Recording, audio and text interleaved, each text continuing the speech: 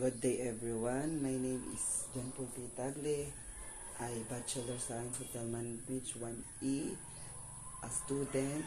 I am currently a first year college and I live in Panagan, Lagunoy, Camarines Sur.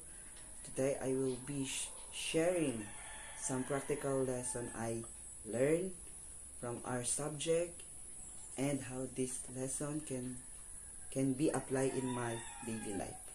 First one, important practical lesson I learned is discipline and time management. In our subject, we were taught the importance of managing our time and being responsible for our tasks. I apply for my schoolwork and household responsibilities, making sure that I finish my tasks on time.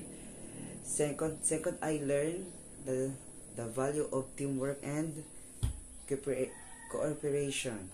During our discussion and activities, I realized that working with others makes tasks easier and more effective in daily life. I apply this by helping my classmates during group works and cooperating with my family family members at home, especially when during chores. Third, another lesson I learned is respect and proper communication or subject. Empathize, respecting different opinions and communicating clearly.